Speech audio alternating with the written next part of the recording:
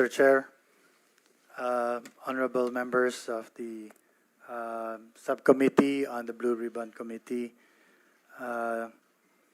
good afternoon po. First and foremost, gusto ko lang po sabihin na I was not and never will be a drug protector.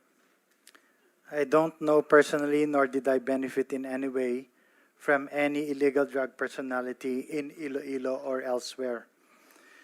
Naging Kabataang Barangay Chairman po ako, City Councilor, Vice Mayor, and Mayor for 6 years. And kahit naging Mayor ako for 6 years, kahit wala po akong formal training as Mayor on addressing illegal or crime or illegal drugs, wala pong training na ibinigay po sa amin. I took decisive action to combat the drug problem of the city. As a matter of fact, it was even recognized on the national level by both the PDEA and the police, PNP, in 2014, 2015, 2016, and 2017. So, as mayor in the beginning, as mandated by law, I am aware of my authority to set local policies and priorities related to crime and drugs.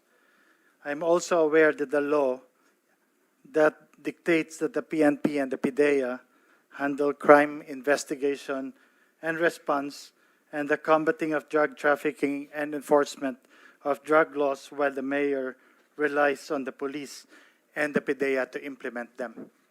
So until such time that my name was included in the list, and until that I was granted political asylum by the United States of America government, and that's why I'm here, Mr. Chair, at the behest of the Senate, as a matter of courtesy to this institution, to answer the best of my knowledge questions related to the inquiry. Thank you, Mr. Chair.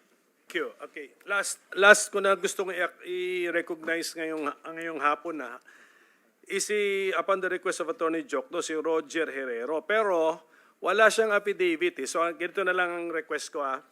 Attorney Jokno, can you prepare the affidavit of Roger Herrero? Give it to us before his actual appearance before this committee. I will give him time sa second hearing as a victim. Apo.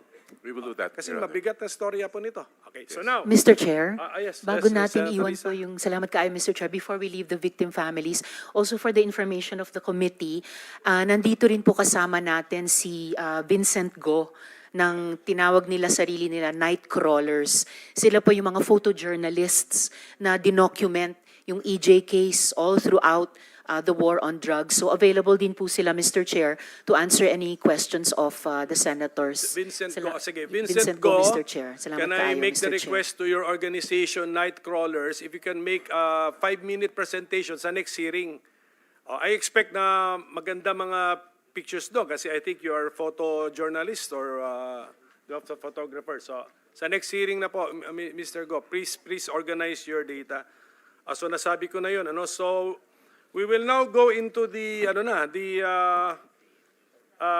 questioning proper by the senators by order of appearance, but we give priority to our officers. But ganito, wala kasi sila Colonel Garma and si Colonel Leonardo. But since public knowledge na rin naman yung sinabi nila okay?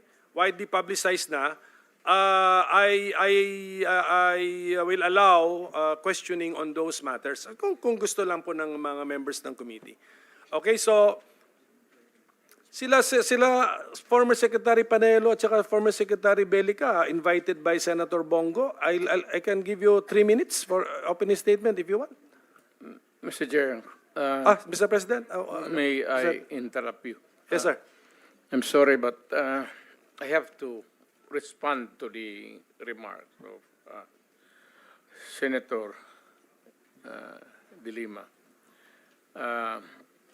It is only fair na bigyan niyo ako ng 1 minute.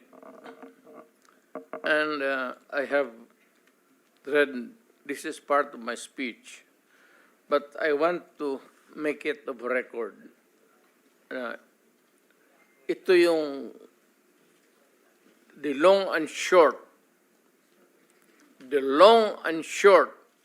sa trabaho ko, nung mayor ako, pati presidente ako, is that the jobs, nung dalawang trabaho was never easy. And it was not meant to be. I have tried to do the best I can to address the problem of illegal drugs and without compromise. Kasali na lahat yung naririnig niyo. Whatever it is, hindi ako nag-compromise. Sinabi ko, ito, pagka pumasok kayo dyan, walang compromise, walang ariglo, walang usapan. Do not do it in my city. Nung presidente ako, sabi ko, bitawan ninyo. Kasi pag hindi, magkakaroon talaga tayo ng problema. Ito na nga itong ngayon. As I've tried to do the best I can to address the problem of illegal drugs firmly and without compromise. Yan ang gusto ko lang iiwan dito bago ako aalis. O bago ako alis sa mundong ito. For all of its successes and shortcomings, it was not a perfect one. Maraming mali. Baka may maraming krimen. Alam mo, gusto ko lang iiwan ito sa Pilipino. I would never have any other chance maybe in the future. That for all of the successes and mali o ano, I and I alone take full legal, moral responsibility. Yan ang iniiwan ko sa inyo. I am ready for your questions. Thank you. So, okay, so I assume, Attorney Panelo, Mr. Belica, no more opening statement? I have, Your Honor, please. Sige, can we observe strictly 3 minutes? Yes, go ahead, sir. Thank you, Mr. Chair. I, Salvador Panelo, hereby depose state under oath that from July 2016 to October 2021, I was the Chief Presidential Legal Counsel of then President Rodrigo Roa Duterte. From October 2018 to April 2020, I also served as Presidential Spokesperson of PRRD. As Chief Presidential Legal Counsel, I provided legal advice to PRRD on various matters and issued statements providing legal support for the actions of PRRD and its administration. As Presidential Spokesperson, I spoke on behalf of PRRD on matters of public interest, actions, policies, programs, official duties, and accomplishments of his administration. In connection with the Philippine War on Drugs, which is the subject of the investigation and aid of legislation of the Committee on Accountability of Public Officers and Investigation, or the Blue Ribbon Committee of the Senate of the Republic of the Philippines. I had no participation therein, apart from issuing statements on behalf of or in support of PRRD or responding to queries from the media on statements from PRRD on the matter in my capacity as Chief Presidential Legal Counsel and Presidential Spokesperson. During my tenure as Chief Presidential Legal Counsel and presidential spokesperson. And even thereafter, I did not observe or otherwise acquire knowledge of any malfeasance, misfeasance, or nonfeasance in connection with the war on drugs by any government official, including former President Rodrigo Roa Duterte, Senator and former Special Assistant to the President Christopher Lawrence Bongo, and Senator and former Chief of the Philippine National Police Ronald Bato de la Rosa. Specifically, I did not observe or otherwise acquire knowledge of any reward system for killing of illegal drug personalities, any orders to kill drug lords or to implicate political opponents in the illegal drug trade, or any other illegalities alleged before the Committee on Dangerous Drugs, Public Order and Safety, Human Rights and Public Accounts, or the Quad Committee of the House of Representatives.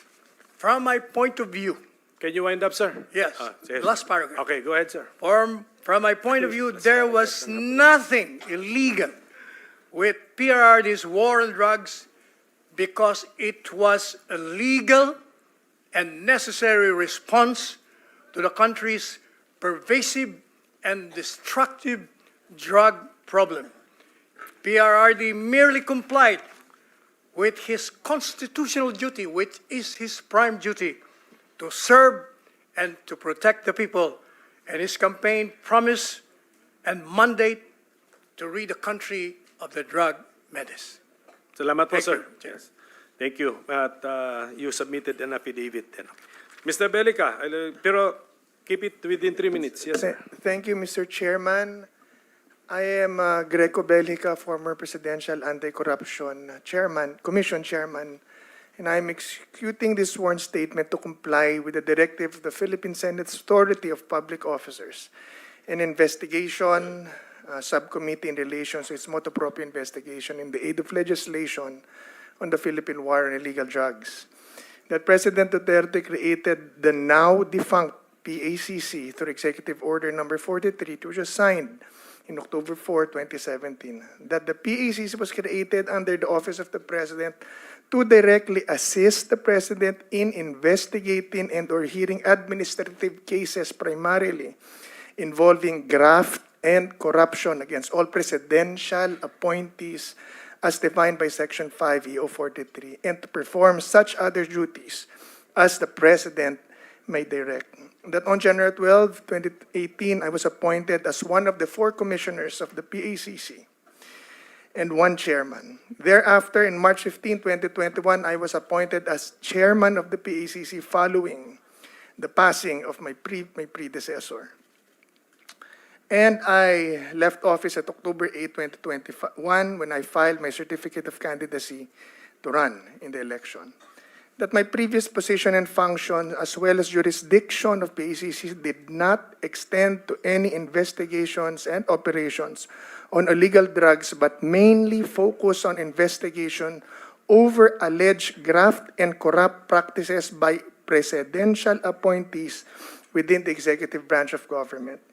That paragraph A, section 5 of EO 40 define the scopes and jurisdiction of the PACC that states the Commission shall have the power